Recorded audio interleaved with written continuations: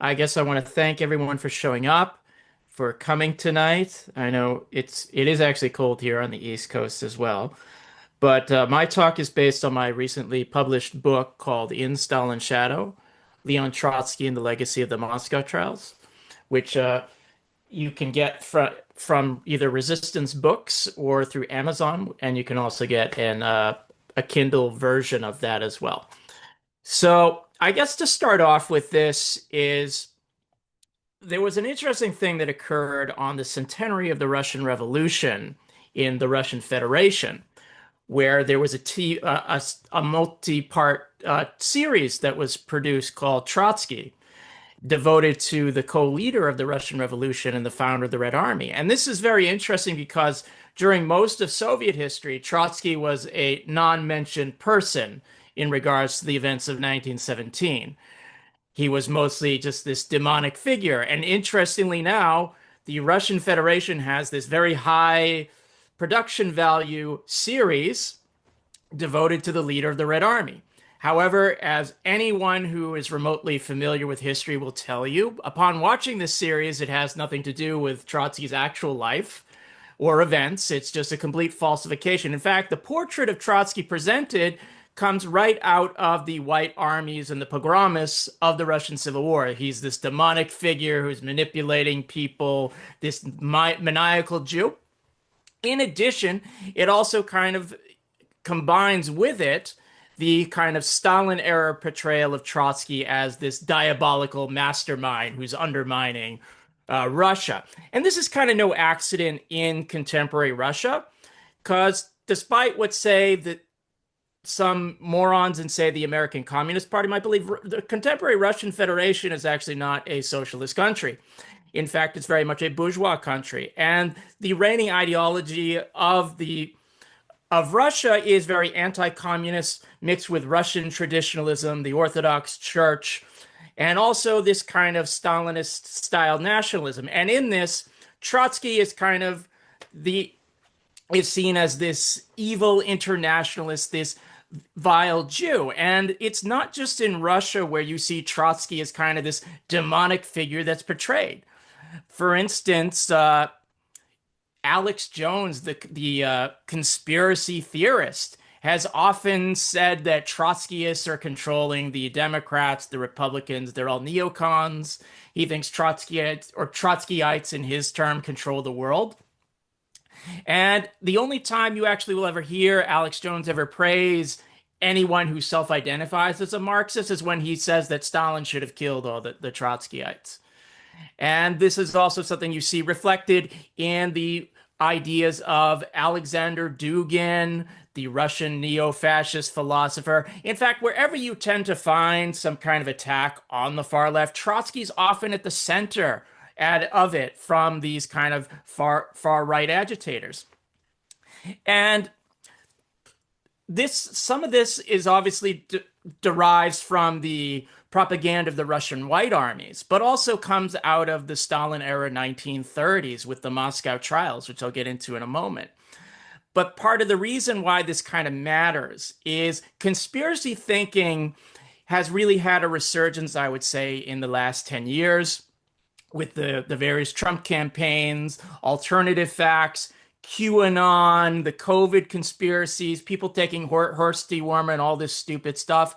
And we should know that conspiracy thinking it's irrational, it's not based in reality, and it often it's part and parcel of far right thinking. And what we have with the Moscow trials was the promotion of a conspiracy theory that was accepted by large parts of the very broad left. And it is still actually pretty influential in parts of the far left to this day. For instance, there are still, depending on the country you're talking about, official communist parties are still very large. In India, in Greece, and elsewhere, many of which still continue to defend the various legacy of the Moscow trials. In fact, the Communist Party USA has had a resurgence in terms of membership within the last 5 years. And their publishing house, International Publishers, republished the short course, which was the official Soviet history of the Bolshevik Party, that where Stalin wrote large portions of it, and it defends the Moscow trial verdict. Now, this had actually it stopped publishing this in 1956. And interestingly, they suddenly republish this when they get an influx of membership. So this type of thinking does exist, and a lot of people who call themselves Marxists do buy into it to one degree or another. And again, communist parties are quite large.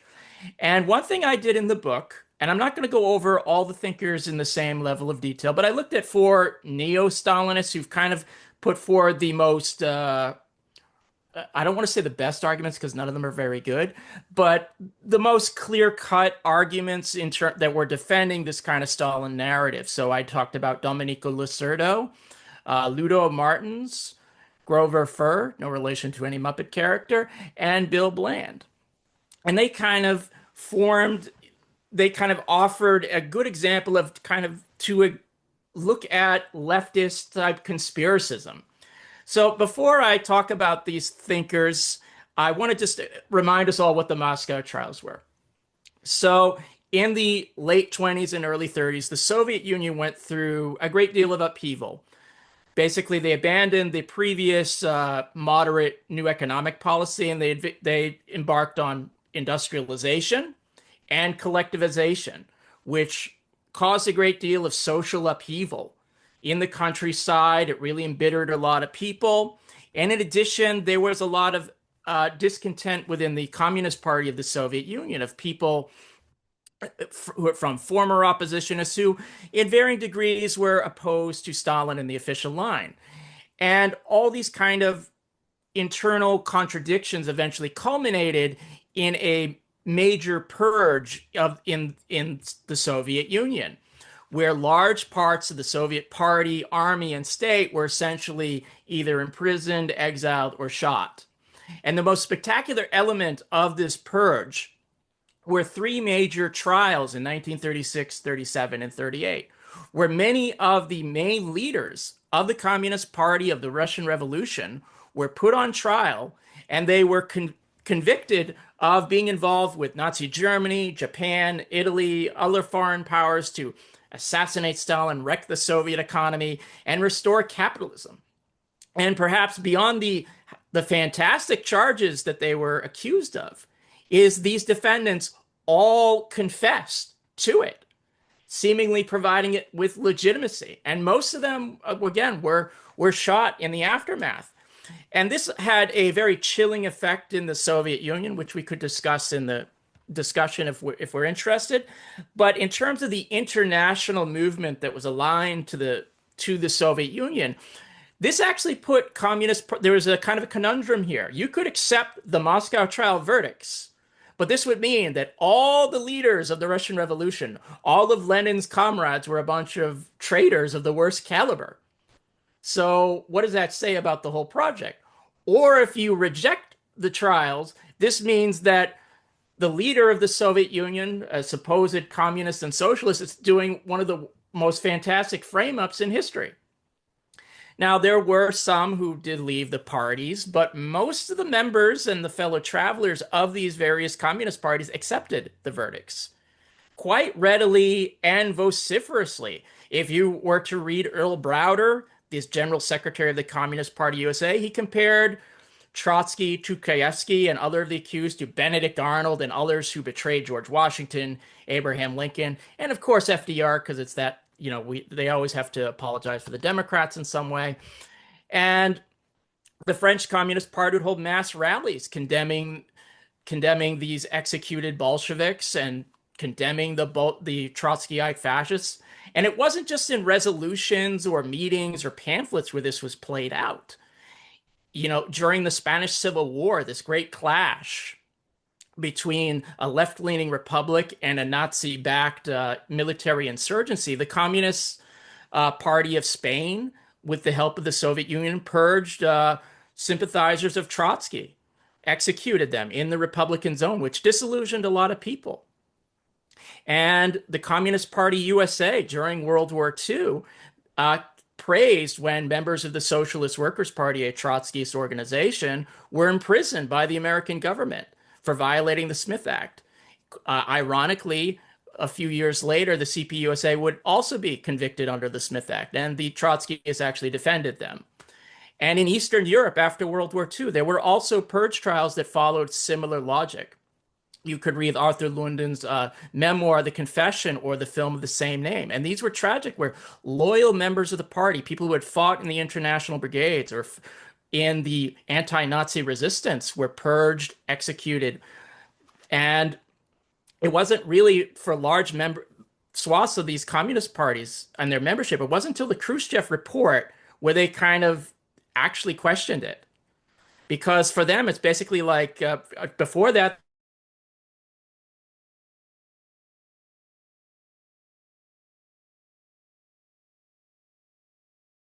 relations were for many party members. And many of them were understandably disillusioned with the whole project. Now, the four thinkers I discussed, the most interesting to me is Domenico Lacerda, who was an Italian Marxist-Leninist. And I should add, I use Marxist-Leninism and Stalinism interchangeably because they're the same thing. And he comes out of a long tradition of the Italian left. And he's actually quite renowned for his writings on Hegel, Nietzsche, liberalism, and Bonapartism.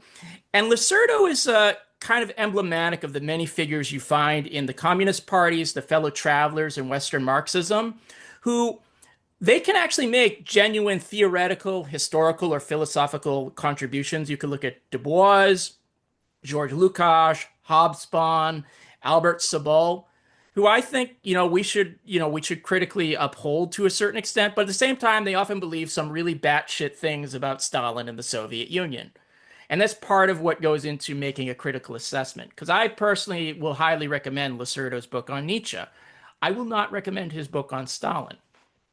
So basically, Lacerda's argument is he's actually the only figure of the ones I discussed who does not rely primarily upon the confessions of the Moscow trials to make his case. His argument is based on a reading of the French Revolution, which he then transposes to all revolutions.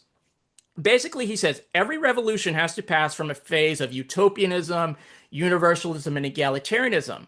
But that's not sustainable, according to Lacerda. Revolutions then have to consolidate, get more conservative and moderate, and embrace politics of realism. In the French Revolution, this means passing from Jacobinism to Thermidor and Bonaparte.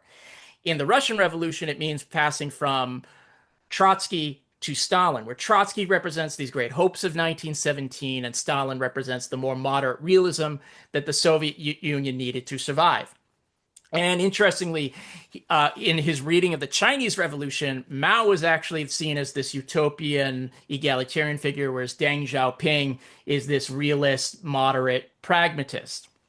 So he's actually kind of comes out of this Dengist school. He really was a great upholder of present-day China. So basically, what Lacerda argues is that the Soviet Union had to pass from the egalitarian hopes of 1917 to the more realistic consolidation and policies of Stalin, which meant it was necessary for the increase of material inequality, of the growth of bureaucracy, nationalism, regressive policies, and all that. That was all necessary for the Soviet Union to survive. And according to Lacerda, Trotsky did not recognize this necessity. And again, this is Lacerda arguing that Trotsky falsely accused Stalin of betraying the revolution. And this led, in fact, to a Bolshevik civil war with both sides fighting each other for supremacy in the Communist Party. And Lacerda basically says it was necessary, even if all the charges were falsified, for Trotsky to lose. But even though Lacerda does not rely upon those confessions, he comes up with the same conclusions, basically. He says Trotsky was so fanatically anti-Stalin that he objectively, or if not subjectively, found himself in alliance with Hitler. And he kind of will use these rumors and hearsay. And interestingly, one source he relies upon to make his case are the diaries of Joseph Goebbels, the Nazi propaganda minister, who supposedly in his diaries talked about how he was working with Trotsky. But a closer examination of Goebbels' diaries reveals something very interesting. First, that Goebbels never went against Adolf Hitler, who refused any alliance with the Jewish Bolshevik Trotsky. very clearly. And Goebbels also talks about the second show trial in his diaries, where he talks about why the defendants confessed. And interestingly, when he talks about the confessions, he puts them in scare quotes. Now, why would Goebbels basically understood what we all know, that these were frame-ups, unless you think he's somehow trying to maintain the conspiracy in his own personal diary, which belies belief. And there were instances supposedly where Goebbels had Trotskyist radio broadcasters into the Soviet Union. But we have no, but we know that Goebbels wouldn't work with Trotskyists. So how do we explain this? Quite simply, Goebbels was a propaganda minister. He engaged in disinformation. And this is what he did on the various fronts, with the Western Front and the Eastern Front. No one has ever been able to track down these supposed Trotskyists working with Goebbels. And in addition, that you also find examples of Lacerda arguing that Trotsky basically developed Cold War theories of totalitarianism, which is not the case. Trotsky does use the word totalitarianism, but he's using it in the 1930s. And everyone is using that term at that time. You find it from Mussolini, from the Frankfurt School, from Winston Churchill. But the term is up in the air. And Trotsky's actually very clear that he doesn't see the Soviet Union as this frozen society where, the party has such absolute control and is bent on world domination. This is something that develops after World War II by people like Hannah Arendt and the anti-communists in the American government and academy. And Trotsky actually makes it very clear differences between Nazi Germany and the Soviet Union. So basically, what Lacerda is doing in his text is coming up with, it's a political defense of the trials. He's basically saying, if you agree with Stalin, then it doesn't matter if any of this was falsified. What matters is that Stalin was right and that Trotsky was wrong. And this actually kind of comes out of a long tradition that in Western Marxism by thinkers like Maurice Merleau-Ponty, who wrote a book called The Humanism and the Terror, which is, in my view, probably if you actually want to read a book defending Stalinism philosophically, that's probably actually the best one, where he says, objectively, opponents of Stalin are guilty, and the course of the revolution, none of the trial stuff really matters. It's really who's on the right side of history. And Lacerda kind of comes up with that, which means his position on Stalin is basically, he really can't understand the difference between revolution and counter, or how Stalin's policies, whether on industrialization, foreign policy, or what have you, actually in many respects set back the cause of socialism. So he's kind of like the Dengist I looked at. Now, the someone who kind of comes out of a more Maoist background is Ludo Martens. And for those of you who don't know, Maoism, at least some variants of it, see it as a left-wing criticism of Stalin. So on the one hand, according to Mao, Stalin was 70% good, but 30% bad. And they basically see Mao as kind of correcting that, offering a more robust practical criticism of Stalin with the Cultural Revolution and such. And Ludo Martens is kind of someone who's influenced by this. He's involved in the various Belgian student movements of the 1960s. He's actually at loggerheads with the Catholic Church. He's one of the founders of the Workers' Party of Belgium, which I believe is actually still around and fairly prominent in Belgian politics. And after the fall of the Soviet Union, he kind of wanted some kind of Marxist-Leninist regroupment. He wanted to bring the pro-Soviet people, the pro-Chinese, Cuban, and others, bring them all together. And one thing he thought what they needed to do was to come around a defense of Uncle Joe. And he, in turn, wrote a book called Another View of Stalin. And this is, if you were to go to many Marxist-Leninist parties and look at their reading list of what they recommend on Stalin, this is actually one of the texts they use. In fact, it was praised by Kim Il-sung, the leader of North Korea, shortly before his death, to give you an idea. So this is kind of this covers the whole Stalin era. And Ludo Martens, it's basically like the Stalin short course with footnotes. And I'm not going to get too much into it, but there's a few things, because I want to save some of it for later.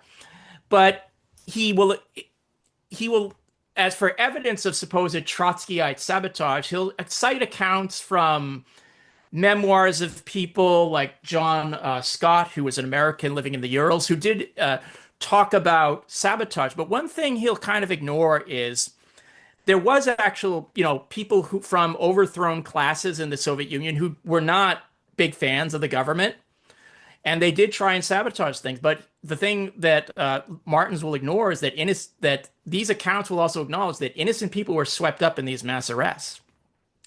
And he'll also talk about graft by officials, and this will be evidence of supposed Trotskyism. But the fact is, when the Soviet Union embarked on the 5-year plans and industrialization, this was meant to be done at such a breakneck speed that it really wasn't well balanced. So you were suddenly bringing in large people who weren't trained, and they were, through no fault of their own in many cases, they would wreck the machinery. And in many cases, in order to fulfill the plans, officials basically had to bribe their way, engage in graft and whatever. And this wasn't because of conscious sabotage in most cases. It was because the needs of the plan required it to be overfulfilled and work everyone this way. And in order to explain away the failures of the plan, Stalin and the Soviet leadership said it was sabotage, conscious sabotage by Trotsky and these other plotters, which wasn't the case. In fact, it was the whole Stalin system that kind of set up these various failures and problems. And another thing that you will also find in Martins is he will use these defectors from the Red Army, supposedly proving that there were military plots, but kind of ignores the fact that a lot of the defectors he's relying upon were involved with like British counterintelligence and disinformation. And if you get very deeply into their accounts, they're actually not saying what he claims them to say. And interestingly, with Martins, is he claims to have a Maoist interpretation, and part of the Maoist interpretation is that Stalin mishandled contradictions among the people and killed people who shouldn't have been killed. It's kind of a very soft critique, but it's there. But interestingly, Martins really doesn't apply Maoist concepts to Soviet history. He basically just has the short course with footnotes. Although I should add, more hardline like Hojists don't like Martins for even having lip service criticism of Stalin. In fact, it's kind of interesting. I actually don't think there's an actual Maoist history using Maoist concepts of Stalin. I think they basically just view the Russian Revolution and the Stalin era through Stalin's eyes. So I could get into that more, but I actually don't. So I don't think he actually applies Maoist concepts. And as far as I know, no Maoist has ever really tried to do so. Now we get into probably the most prominent figure, Grover Furr the Third. And somehow that name was used 3 times. And Grover Furr is probably the most prolific, notorious, and most well-known apologist for Stalin. He is a professor of medieval literature at Montclair State University. And as far as I know, his thesis is not whether Chaucer lied. I don't know if it's any good, but as far as I know, that's not the case. Now, if you believe Furr's account, and I think he's telling the truth on this. He supposedly got interested in these issues during the Vietnam War when he was protesting it. And he apparently read Robert Conquest's book, The Great Terror, and took a bunch of notes about why Conquest lied. And since from the 80s onward, but especially from, say, 2005, he has written article after article and book after book about the Stalin era. And his most famous book is, when I have to read the full title because I can never remember it, Khrushchev Lied, the evidence that every revelation of Stalin's and Beria's crimes and Nikita Khrushchev's infamous secret speech to the 20th Party Congress of the Communist Party of the Soviet Union on February 25th, 1956 is provably false. That kind of sums up what that book is about. And he also, to give you an idea of his view of Soviet history, he said in 2012, I've yet to find one crime that Stalin committed. I know they all say he killed 20, 30, 40 million people. It is bullshit. Goebbels said that the big lie is successful, and this is the big lie, that the communists, that Stalin killed millions of people, and that socialism is no good. And yet you can actually watch that video if you want to see that. So So what about does Mr. Furr say? How does he defend Stalin? Well, he claims that in the 19th, that when Trotsky said he had no contacts with oppositionists or former opposition in the Soviet Union, that he actually did. Was in contact with various members, and they formed a bloc. And supposedly, this bloc was discovered by the Trotskyist historian Pierre Brouet in the Trotsky archives and the revisionist historian J.R. Getty. And it's true, Trotsky was in contact with these people in the early 1930s. Eventually, most of them were arrested and the contacts were broken off. And Furr believes that this is proof that Trotsky was actually engaged in this kind of diabolical conspiracy, that the Trotsky archives were purged. And that means when Trotsky presented evidence to the Dewey Commission to clear his name during the Moscow trials, that he was lying. And I should add, Furr really likes to use the word lie. He doesn't know how to use a thesaurus, just saying. And now the thing is, it's true Trotsky was in contact with those people and that he did not tell the full truth to the Dewey Commission. But if you read either Getty or Brouet, none of them say from that means that Trotsky was involved in terrorism, wrecking, assassination, and sabotage. That does not follow. Furthermore, the reason that Trotsky did not tell the truth is because if he did, those people would be open to arrest, persecution, or execution. And as I believe his son said, we don't want to unnecessarily harm anyone. And even if they were convicted, they don't want to feed into a police narrative. So at that moment, it was Trotsky's duty to not tell the truth. We live 90 years later, we can tell the truth. And moreover, this is basically the only supposed evidence that Mr. Furr has, because he actually admits that there's no evidence of a Trotskyite fascist conspiracy outside of the Soviet Union, which means he only has to rely upon this supposed purge of the Trotsky archives, because he believes that Trotsky was so effective a conspirator, so good at it, that he left no evidence behind. In fact, a successful conspiracy would leave no evidence behind. But this means that the best evidence for Trotsky's conspiracy is the fact that there's no evidence at all, which means by his logic, we can believe in Darth Vader, Batman, and the Easter Bunny. Bigfoot's actually real, so we can believe in him. But this is like the logic of Donald Rumsfeld and WMDs. It is the logic of Bible-believing fundamentalists. It's not rational. No materialist should believe this.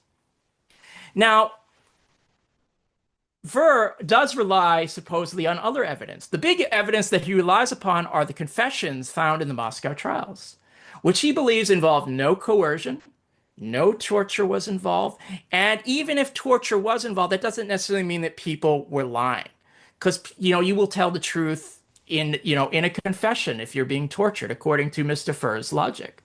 Now, the thing is, if you are to read the Moscow trials transcripts, and I don't recommend it unless you really want to torture yourself, they offer lots of confessions, but there's nothing to corroborate any of them. And a confession is really only reliable as evidence if there's corroboration. So I use this example. Let's say I confess to being a serial killer, and the police, but I can't tell you where any bodies are buried to the police. My confession is pretty worthless. If in turn I were to confess to, killing a bunch of people, but I can tell you the bodies are buried here, here, and here, my confession is then corroborated by that evidence. And a confession without any subsequent corroboration immediately raises the issue that the defendants in that particular case were coerced in some fashion. And this was widespread in the Soviet judicial services. And I'll give you a good example of where you can prove this quite readily. J.R. Getty edited a book called The Road to Terror, which covers a bunch of primary source documents from the Soviet archives, where details how the Soviet security organs, the NKVD, engaged in mass arrests. They had quotas for arrests. They would routinely torture suspects. This was routine. This was known by the highest levels of the Communist Party of the Soviet Union. And families of suspects were often threatened if they didn't confess. There are even examples of the NKVD just fabricating confessions. And this now doesn't necessarily mean that those defendants at the trials were tortured. But if you live in a society where torture and various forms of false imprisonment and coercion are widespread, that does cast validity on the confessions that were given at those trials. Now, the thing is, a frame up like the Moscow trials, you're not going to beat those defendants and then put them on trial because it'd be very clear that it's a frame up. What the most likely explanation for why they confessed is their families were threatened, and maybe they were promised leniency by Stalin and the Soviet government, which were reneged upon. But that doesn't, just because they were not physically tortured, doesn't mean that those people were not under threat. And that's something that Grover Furr denies again and again. For instance, if you were to read the memoirs of Vyacheslav Molotov, who was the foreign commissar at various times, and also the number 2 guy in the Soviet government, he admits, oh yeah, we tortured people. Yeah, this guy was innocent, but he had to be shot. In fact, we had to shoot like 9 out of 10 of them because, there might have been someone guilty there. Quite openly says this. So it's actually really eye-opening to read that. Grover Furr ignores this, even though Molotov, until his death in 1986, was a stalwart defender of Joseph Stalin. And this is ignored. This is something Furr continually does. For instance, during the purge of the Red Army, Furr will put together rumors and hearsay to say that the leaders of the Red Army, particularly Mikhail Tukhachevsky, were in league with Trotsky and the Nazis and the Japanese. In fact, he'll cite that a Japanese general or admiral said that Tukhachevsky was like our agent, ignoring that it actually wasn't from a Japanese general, but from a Soviet dispatch made by an American journalist. He'll also cite articles, but ignore like the qualifications on like the evidence presented by those authors to deliberately skew things in a way that fits his narrative. And something else that he does is he says Tukhachevsky was not beaten because Tukhachevsky was tried in secret. And he was actually physically beaten, and his bloodstains were on his signed confession. And Furr insinuates that this was just a nosebleed or is somehow fabricated into the archives later on. This is basically like a creationist saying fossils were put there by the devil to fool believers. It's the same methodology and logic that Furr employs. Now, interestingly, Furr cannot deny that there were mass arrests in the 1930s, particularly in 1937.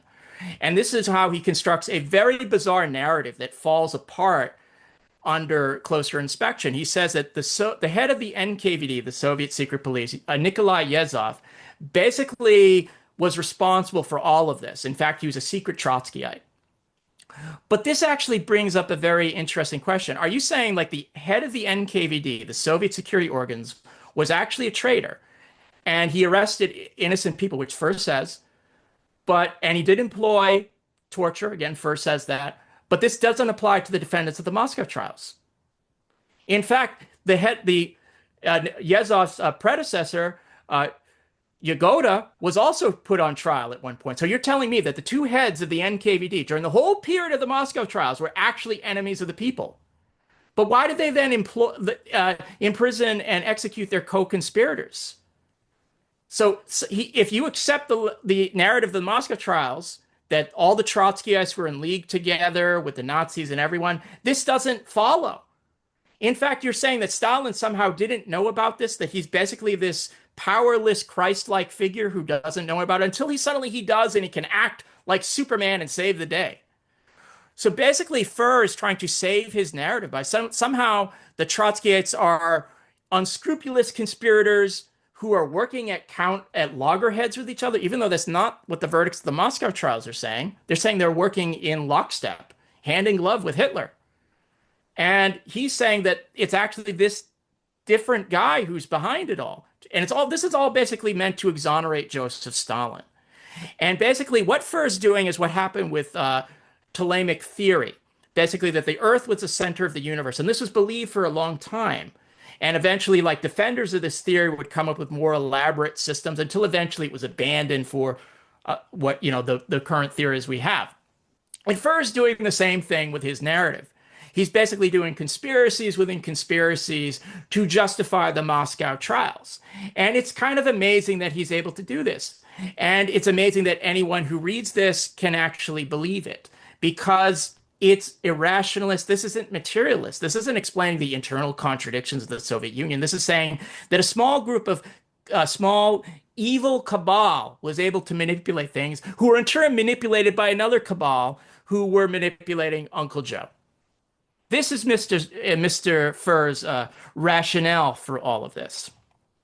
And Furr also will claim to kind of cover his butt a little bit, that there was no smoking gun, like no evidence is absolute. And this is a false agnosticism. And it's actually similar to Holocaust deniers such as David Irving. To be clear, Furr is not a Holocaust denier, but he uses the exact same methodology as them. People like Irving will say there was no order from Adolf Hitler for the Holocaust. And therefore, we can cast into doubt. But this ignores, in fact, no historian says that Hitler issued some kind of written order. And it ignores the real question. To carry out a mass genocide, you need, trains, you need, organization, bureaucracy, workers. You need to coordinate all these resources. And realistically, we can trace that evidence. And many historians have. And realistically, if you were to have a vast Trotskyite fascist conspiracy, what would you realistically need? Because in the trials, they said this number of money was transmitted to Trotsky over this many years from the Germans. The Germans were renowned for being good record keepers. Didn't they keep records? In fact, didn't all those records actually fall into the hands of the Red Army after 1945? And did any Soviet researchers find anything there? Didn't Trotsky use any of that money to help his family and his organizations during his last exile? And moreover, did any of these conspiracies write memoirs? Keep any documents? Were they all destroyed? And supposedly, a lot of the leading Nazis were put on trial after World War II at Nuremberg, and the Soviet Union had judges there. Why didn't they indict them for all the stuff at the Moscow trials? They could have, but they didn't because it's crap. None of it happened. And only someone who is really completely irrational would buy into this. Because if you were to look at the evidence and look for what you would rationally need for this conspiracy to exist, none of it's there. And this actually will bring us to the last figure I will talk about, Bill Bland. I'm not going to talk too much about him, but Bill Bland is a very interesting guy in the sense that he's a Hojist. Probably the most true-believing Hojist you will ever meet. He basically says in one of his articles that Stalin made no mistakes, which I was shocked to read. I thought he'd at least say Stalin should have shot Khrushchev. But he actually basically says Stalin wasn't divine, but he kind of was. And with Bill Bland, you basically have this idea that Stalin was this Christ-like figure for the Soviet Union who sacrificed so much, and that he basically transformed Stalinism into a religion. And it's kind of amazing how he does that. And you can read these all more in depth in the book. But I do want to actually say, now having talked about all of this, why did the Moscow trials happen? Well, it's important beyond so basically the Moscow trials are the most fantastic part of what were the purges in the 1930s. And there were basically I would identify four major causes for the trials. The first is that there was a constant struggle in the Soviet Union, particularly in the 30s, between the center and the periphery. Basically, what I would argue is that Stalin, before the purges, really didn't exercise complete control over the country. There were various regional Republican bureaucrats and leaders who were kind of engaged in some passive resistance, building up their own fiefdoms. And if Stalin wanted to have a complete policy that would encompass the whole Soviet Union, he needed them to be compliant. So basically, he could purge these regional bureaucrats who were often loyal Stalinists and put, more compliant men in there.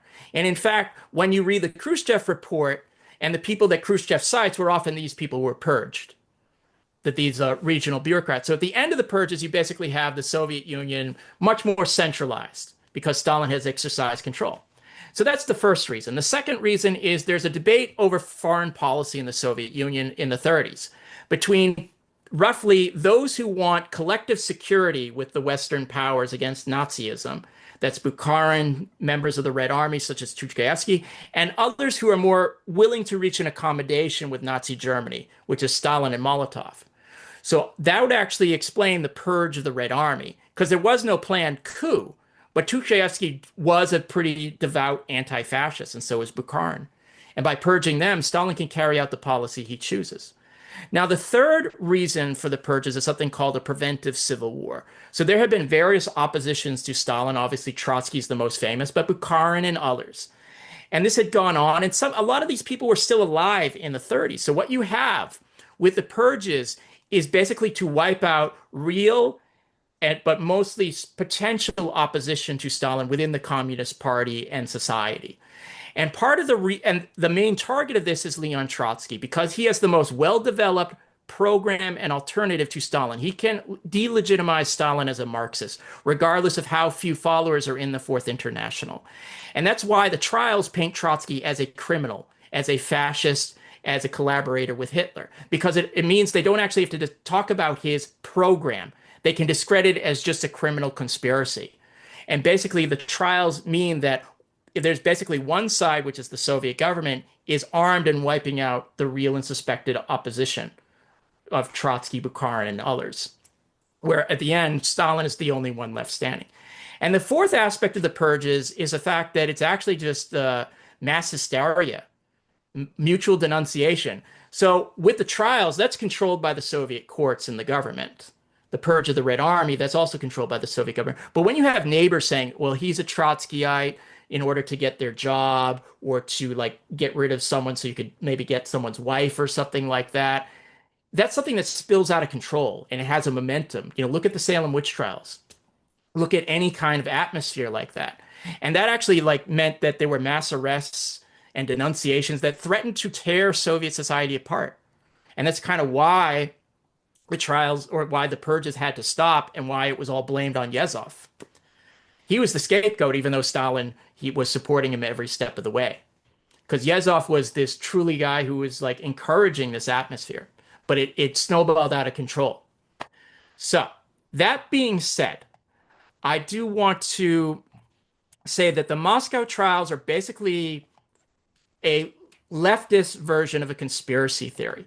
And with conspiracy theories, it's a worldview that is premised on several points, that small cabals of evildoers possess godlike powers, they control events, and these plots that they do are moving history. And for conspiracy theorists, they locate the blame for the problems, say in the Soviet Union or whatever, not in the political problems or the social contradictions or the economic base or whatever, or the institutions of power, but in these cabals. And in fact, for the conspiracy theorists, history is explained as this conflict between good and evil. These cosmic forces almost that are at loggerheads with each other. And when they look and they try, and sometimes they trace that there's a grain of truth in the conspiracy theories. It's true. Trotsky's opposed to Stalin. And then they from this, they elaborate a whole apparatus.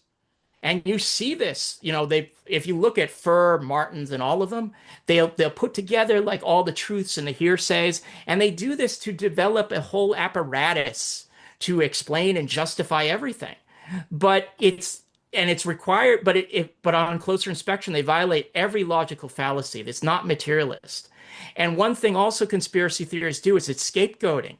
They look at one enemy as against the common good. So if you talk to especially the very hardline Marxist-Leninists, Trotskyite is the worst thing in their vocabulary. It's like a Jew for a Nazi. It's like the evolutionist for the creationist. That's the enemy, the diabolical person you have to scapegoat. And as we saw in the 30s, 40s, and other times, this had tragic consequences when people believed this and acted upon this. Because many people who joined the communist parties, they thought they were joining for the best and most noble reasons, that they were fighting for the goals of the Enlightenment, but they're believing in these irrationalist nonsense, purging people, engaging in show trials, and betraying their cause at the same time. And this is why, even though Furr, Lacerdo, etc., they claim to be materialists and Marxists, their mindset, at least on this, is pretty much identical with a religious fundamentalist, with an irrationalist. There's a reason why Nick Fuentes can praise Joseph Stalin. They're sharing a very similar mindset on this. They're rationalist conspiracy theorists and like sometimes can recognize like. And that's why, and I'll leave you with this thought, why it's important for us to emphasize philosophy, reason, materialism, and to combat irrationalism. Because it's not just a bad idea. It certainly is that, but it has dire consequences. And it has even worse consequences when it's dressed up as Marxism and materialism, because you can't understand the history. You can't understand reality, and you'll empower ordinary people. You'll say they can't liberate themselves, that they're at the mercy of these conspirators. And I think as Marxists from whatever camp, we do believe that ordinary people, ordinary working class people can emancipate themselves. And we don't want to shackle them with irrationalism, with scapegoating, with a conspiracist mindset. We want to arm them with dialectics, with materialism, with reason, to understand the real causes of oppression and exploitation so we don't repeat this tragic history. And so we can combat bad ideas, even if they claim to be under our banner. So that's why I read all that crap and I wrote that book. So hopefully that we can arm people with this, with Marxist reason, and recognize bullshit when it appears to us. Thank you.